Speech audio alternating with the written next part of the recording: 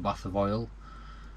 So it's essentially a wet clutch, but instead of having a manually operated clutch mechanism, it works off electronics. And how it does that is it has a pump that is constantly running when you turn the ignition on. It has a oil reservoir, and the oil is constantly pumping around the system.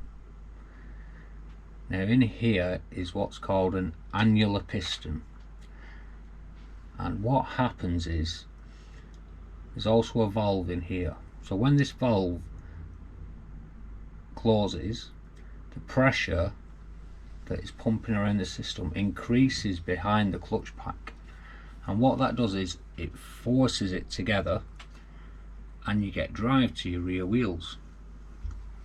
Now all that's controlled off electronic trickery, let's say, wheel speed sensors and ECUs and all the like. Now if you want to retrofit it like I've done, then all that's a bit of a dark art. So this is how I've done it. And the first thing I've done is gone to Bartek and I've bought one of these inserts. There's two different types. One has a circlip to hold it in. That's the type I've got. I'm using a 225 Audi TT rear diff. The other one's got a nut on it, so you'd have to check which one you've got before you order this. I'm pretty sure this is more like R32, but again, I'm not 100%. So I ordered one of them and I fitted it into the diff. It actually goes, I think it goes on the other side actually, looking at that. I can't remember, it's been a few months since I did it. Now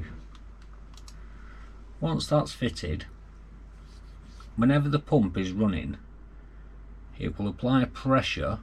Instead of oil going around the system, the insert will restrict oil flow back into the reservoir, and the pressure in the system will increase, thus squeezing the clutch packs together and giving you drive to the rear wheels.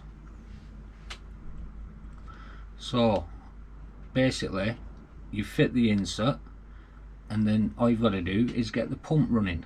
Now I know there's a lot of controllers online available that say they'll give you a 70-30 split and a 60-40 split, and I've no doubt that they do, but here's the thing.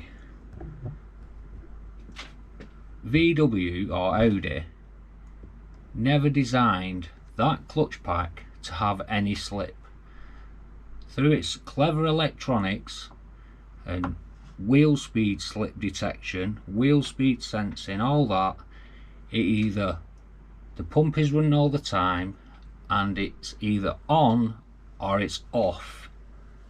So any device that gives you slip will wear out that clutch pack prematurely. Now people will argue the fact with me, and that's up to them, but for me personally, I don't want to have to change the clutch pack in my Haldex unit. So I've come up with just basic, I mean it's just a basic switch basically that runs the pump. It's a Nextion touchscreen display. They're about 20 quid, and it's just connected to an Arduino, and it's just, I just basically have it on or off. I also have the handbrake wired into it, so there's no drive to the rear wheels when the handbrake's on, and that's pretty much it.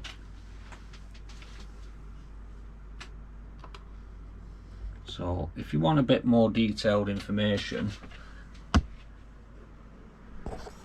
Doesn't pick it up very well. On how to make one of these, it's just a bit fancy than having an on and off switch basically.